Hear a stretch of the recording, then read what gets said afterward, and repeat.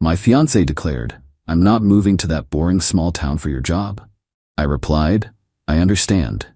Then I took the promotion anyway and moved alone. When she discovered my boring job paid me $600K per year, her reconciliation messages started coming. I, 32 male, had been with Rebecca, 29, for 5 years, engaged for 1. We lived in a major metropolitan area where she worked as an interior designer and I was a senior software architect at a tech company. Life was comfortable. I made around $120, she made about 80 Kellis. We had a nice apartment, went to trendy restaurants, the whole urban professional thing. Last March, my company approached me with an opportunity. They were opening a new R&D facility and needed someone to lead the entire engineering division. The catch?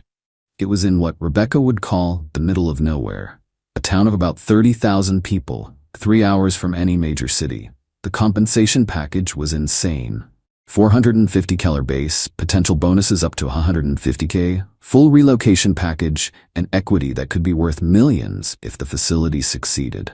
Plus, cost of living there was about 60% lower than where we lived. I came home excited to discuss it with Rebecca. "Babe, I got offered an incredible promotion today." She looked up from her iPad where she was scrolling through design blogs. "That's great. When do you start? We should celebrate." "Well, there's something we need to talk about. It's in Millbrook." Her face scrunched up. "Where?" "It's a smaller town, about 3 hours north, but the opportunity is..." "Wait, you're joking, right? You want us to move to some random town?" "Rebecca, this is division head. It's a massive career jump." She laughed, not a happy laugh. "Brian, I'm not moving to some boring small town for your job. My entire career is here. My clients, my network, everything. You could build a new client base. Interior designers work everywhere. In a town of 30,000? What am I supposed to do? Redesign barns? That's not fair." "No, what's not fair is you even considering dragging me to the middle of nowhere. We have a life here. Our friends are here. Culture is here. Good restaurants are here. The salary is..." "I don't care about the salary. Money isn't everything, Brian. Quality of life matters." "Quality of life includes financial security." She stood up, angry now. "If you loved me, you wouldn't even consider this." My answer is no, absolutely not. I'm not moving to that boring small town for your job or any job. I sat there for a moment, looking at the woman I was supposed to marry. The woman who didn't even ask what the salary was, what the opportunity meant for our future, or what the town was actually like.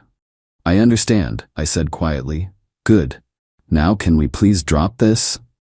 But I didn't drop it. I spent the next 2 weeks researching Millbrook. It wasn't the desolate wasteland Rebecca imagined. It had a charming downtown, great schools, beautiful parks, and a growing tech scene, thanks to companies like mine moving operations there. Houses that would cost $2 million in our city were $400K there. Update 1. I accepted the position without telling Rebecca. I know that sounds terrible, but hear me out. Every time I tried to discuss it rationally, she'd shut me down with, "We already decided," or "Stop trying to convince me to ruin my life." She wouldn't even look at the photos I'd found of the town or listen to the financial breakdown. Her friends didn't help. Rebecca told them about the offer, leaving out the salary details naturally, and they all reinforced her position. Can you imagine Rebecca in a small town? Her best friend Natalie laughed at a dinner party. She'd die of boredom in a week. "Brian's being selfish," another friend Jessica added, "expecting you to give up everything for his career. It's honestly toxic masculinity." "I'm sitting right here," I pointed out. "Well, it's true," Jessica shrugged. "In this day and age, expecting a woman to follow a man anywhere is archaic. But expecting a man to turn down a life-changing opportunity is fine?" I asked. "It's not life-changing if it ruins your life," Rebecca said, kissing my cheek like I was a child who didn't understand basic concepts. That night, I made my decision. I called my boss the next morning and accepted. The company gave me 6 weeks to transition and relocate. I started quietly preparing. Opened a new bank account for the relocation bonus and higher salary. Started looking at houses in Millbrook. Began the paperwork for the move. 3 weeks in, Rebecca noticed I was distant. "What's wrong with you lately?" She asked over dinner. "Just work stuff." "Well, stop moping. It's annoying." That's when I knew I was making the right choice. Update 2. 2 weeks before my move date, I told Rebecca, "We need to talk," I said on a Sunday morning. "If this is about that small town thing again." I accepted the job. I'm moving to Millbrook in 2 weeks. She stared at me, then laughed. Very funny. I'm serious. I've already found a house to rent. The movers come next Monday. The color drained from her face. You can't be serious. We're engaged. And you made it clear that your life here is more important than our future together. That's not what I said. You said you wouldn't move for my job or any job. You wouldn't even discuss it. Because there's nothing to discuss. Brian, you're throwing away everything we built for some job. It's not just some job. It's running an entire division. It's a career-defining opportunity. I don't care if they made you CEO, I'm not moving. I know. That's why I'm going alone. She stood up, shaking. You're choosing a job over me? You chose your lifestyle over us. I'm just accepting that choice. If you leave, we're over. I know. You're really gonna throw away 5 years for money? I almost told her about the $600 total compensation then. Almost. But I realized it wouldn't matter. She'd made her decision without even asking about the money. She didn't care about our financial future, only about maintaining her current lifestyle. It's not about money. It's about respect. You didn't even consider my opportunity. You just declared your decision and expected me to fall in line. Because I thought you loved me. I do love you. But I also love myself enough not to sacrifice my entire future because you think small towns are boring. Update 3. The next 2 weeks were hell. Rebecca cycled through every emotion possible. First, anger. She threw my clothes out of our closet, told all our friends I was abandoning her, posted cryptic messages on social media about narcissistic men who only care about money. Then bargaining. What if you commute? 3 hours isn't that bad. You could come home weekends. Rebecca, that's not sustainable. Then I'll visit. We can do long distance. You just said if I leave, we're over. I was emotional. We can make it work. Can we? You won't even visit the town to see it. Then depression. She'd cry constantly, telling me I was ruining her life, that she'd never love anyone else, that I was making a huge mistake. Finally back to anger when she realized I wasn't changing my mind. Moving day came. Rebecca stayed at Natalie's house. She'd already blocked me on everything except email. Needed that for logistics of getting off our shared apartment lease. The drive to Millbrook was peaceful. For the first time in weeks, I could breathe. The town was even better than the pictures. My rental house was a beautiful 3-bedroom craftsman with a yard, something we could never afford in the city. My new office was state-of-the-art. My team was brilliant and excited. I started my new position and dove into the work. The responsibility was intense but exhilarating. I was building something important, leading a team of 50 engineers, making decisions that would affect the company's future. Update 4. Life in Millbrook was good. Really good. I joined a local gym, made friends with neighbors, found great local restaurants. Yes, they existed. The town had a thriving community, farmers markets, local festivals, outdoor concerts in the summer. My work was going exceptionally well. We'd landed a major contract, and my first quarterly bonus hit, $40,000. My total compensation for the year was on track to hit $600. I bought a house, not rented, bought. A gorgeous 4-bedroom colonial on 2 acres for $425,000. In our old city, it would have been worth $3 million easy. Then the messages started. First from Jessica. Hey Brian, hope you're doing well. Random question. Rebecca said you took a new position? She's being weird about it. Is everything okay? I didn't respond. Then Natalie. Brian, can we talk? Rebecca's been struggling. Maybe you two should talk things through? Also ignored. Then Rebecca's mom, who I'd always liked. Brian, honey, I don't understand what happened. Rebecca says you chose your career over her. That doesn't sound like you. I did respond to her. Hi Margaret. Rebecca decided she wouldn't even consider moving for my career advancement. I respected her choice and made mine. I hope she's well. Margaret wrote back. She didn't tell me it was a career advancement. She said it was a lateral move to nowhere. I didn't correct her. Wasn't my job to manage Rebecca's narrative. Update 5. The dam broke when I posted a photo on LinkedIn. It was from our division's launch party for a new product. Just a professional photo of me with my team, captioned, "Proud to lead this incredible engineering division as we launch Project Phoenix." Amazing what we've accomplished in just 6 months at our Millbrook facility. My LinkedIn exploded. Former colleagues congratulating me, industry connections reaching out. And then, Rebecca's email. Division head, when were you going to tell me you were a division head? I didn't respond. 2 hours later, Brian, please, I just saw the announcement. Your company's website says the division head position, the salary range, is this real? Still didn't respond. The emails kept coming. I looked up the house you bought. It's beautiful.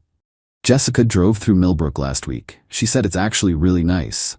I made a mistake. Please talk to me. I love you. I'm sorry. We can work this out. Then Natalie started. Brian, Rebecca just told us about your actual position. We had no idea. She made it sound like you were taking some random job in the middle of nowhere. Hey, I owe you an apology. Rebecca wasn't honest about your opportunity. Division head is incredible. Congratulations. Even some of Rebecca's male colleagues reached out, having seen the LinkedIn post, and connected the dots about why we'd split. But the best message came from Rebecca's dad, who I'd barely heard from during our relationship. Brian, my wife told me what happened. I run a small construction company, so I understand business decisions. You made the right call, son. Don't look back. P.S. Rebecca didn't know I was reaching out. She also didn't know I knew about your promotion. Margaret and I are disappointed in how she handled this. Update 6. When I didn't respond to Rebecca's emails, she escalated. First, she tried going through my family. My mom called Brian. Rebecca called me crying. She says she made a terrible mistake. She made a choice, Mom. So did I. But she wants to work it out. There's nothing to work out. She made it crystal clear that her life was more important than I accepted that. People make mistakes. Mom, she didn't make a mistake. She made a decision. She's only regretting it now because she found out how much money I'm making.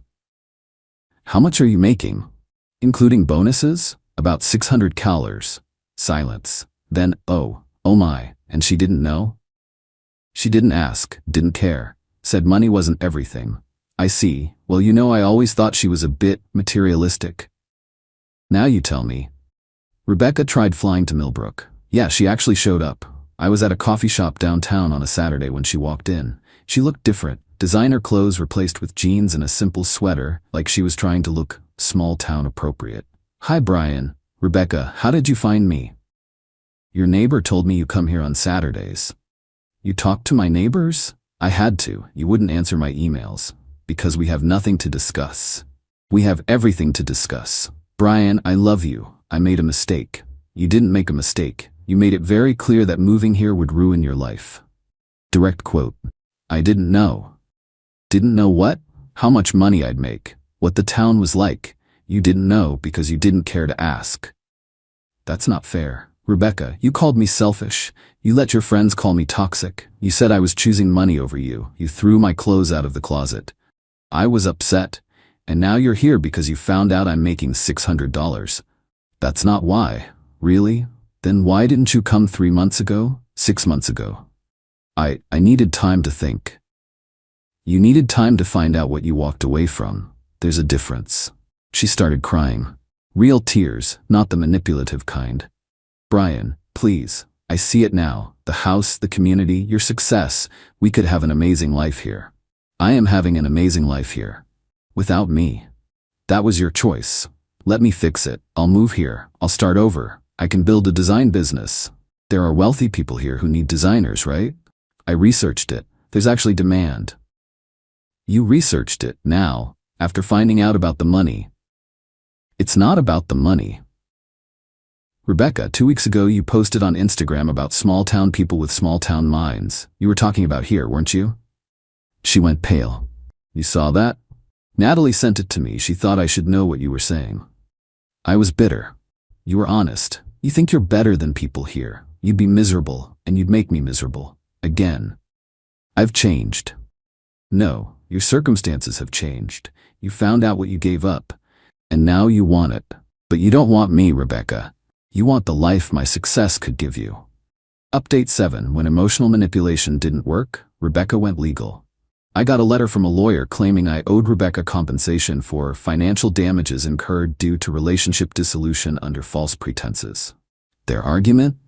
I had deliberately concealed the true nature of my job opportunity, causing her to make a decision without full information, resulting in financial and emotional damages. I laughed so hard my neighbor knocked to check if I was okay. My lawyer's response was beautiful. Mr. Thompson attempted multiple times to discuss the opportunity with Miss Hartley, who refused to engage in such discussions. She ended the relationship based on her stated unwillingness to relocate, regardless of circumstances. Mr. Thompson's subsequent success does not constitute false pretenses. No damages are owed. Rebecca then tried a different angle. She claimed we had a verbal agreement about shared future assets since we were engaged, that I had broken a contract by accepting the job without her consent. My lawyer shut that down too, with the added note that Rebecca had explicitly stated the relationship would be over if I took the job, thereby nullifying any implied agreements. Then came the social media campaign. Rebecca started posting about financial abuse in relationships, and how withholding financial information is a form of manipulation. She never named me directly, but mutual friends knew. It backfired spectacularly. One of her ex-colleagues commented, "Didn't you refuse to even discuss the job with him?" Another wrote, "Girl, you literally said you didn't care about the money." The best response came from, surprisingly, Jessica. "Rebecca, I was there. You shut him down every time he tried to talk about it. This isn't financial abuse. You made a choice without getting all the information. Own it." Update 8. It's been a year since I moved to Millbrook. The facility is thriving. My team just launched a product that's revolutionizing our industry. My total compensation this year hit $625K with bonuses. I bought a second property, a cabin by the lake, 20 minutes from town. Started dating someone, Amy, a local veterinarian, who's smart, funny, and thinks designer labels are a waste of money that could go toward animal rescue. Rebecca's still in the city. From what I hear through the grapevine, she's struggling. Lost some clients during her bitter phase when she couldn't stop talking about our breakup. Natalie apparently got tired of her constant complaints about what should have been. She sent me one last email last month. "Brian, I know you've moved on. I see the photos of you and your new girlfriend. She seems nice. I wanted you to know that I finally understand what I lost.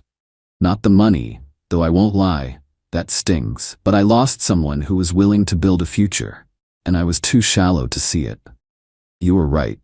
I didn't want you. I wanted a lifestyle. I thought that lifestyle was in the city, with trendy restaurants and fancy parties. I didn't realize life could be good, maybe better, somewhere else. I'm not asking for anything. I know that ship has sailed. I just wanted to say I'm sorry for not even listening when you tried to share your excitement about the opportunity. I hope you're happy. You deserve it. Rebecca." I actually responded to that one. "Rebecca, thank you for the apology. I appreciate it. I am happy. I hope you find your happiness too, Brian." Final update. Last week I ran into Margaret and Rebecca's dad at a restaurant in the city. I was there for a conference. They invited me to join them for coffee. "We owe you an apology," Margaret said. "We raised Rebecca to value the wrong things, status, appearances, what others think. When she told us the full story, the real story, we were ashamed. She's our daughter and we love her," her dad added. "But you made the right call, son. Man to man, entrepreneur to division head, you made the business decision and the personal decision correctly. Thank you. That means a lot." "She's in therapy now," Margaret said quietly, working on understanding why she couldn't see past her preconceptions, why she wouldn't even listen. "I'm glad she's getting help." "Are you happy?" she asked. "Very. My job is incredible, the town is wonderful, and Amy's amazing." Good. As I was leaving, her dad shook my hand. "For what it's worth, we would have been proud to have you as a son-in-law. Rebecca knows she lost a good one." "Thank you, sir." Here's what I learned from all this. When someone shows you who they are, believe them. Rebecca showed me that she valued her comfort and image over our partnership. She wouldn't even have a conversation about possibilities because she'd already decided what mattered to her. The money wasn't the point. It never was. The point was that she didn't see us as a team. She saw her life, her career, her needs, and I was either an accessory to that or an obstacle. To anyone facing a similar situation, Don't sacrifice your future for someone who won't even discuss compromise. Don't dim your light for someone who thinks your dreams are less important than their comfort zone. And for God's sake, if your partner gets a major opportunity, at least ask about the details before saying no. I'm living my best life in my boring small town, leading an incredible team, making more money than I ever dreamed, and with someone who'd move to Antarctica with me, if that's where my dreams led. Sometimes the best thing someone can do is show you exactly who they are, so you can make the right choice to walk away. Thanks for following along, Reddit. Peace out from Millbrook, the boring small town that changed my life.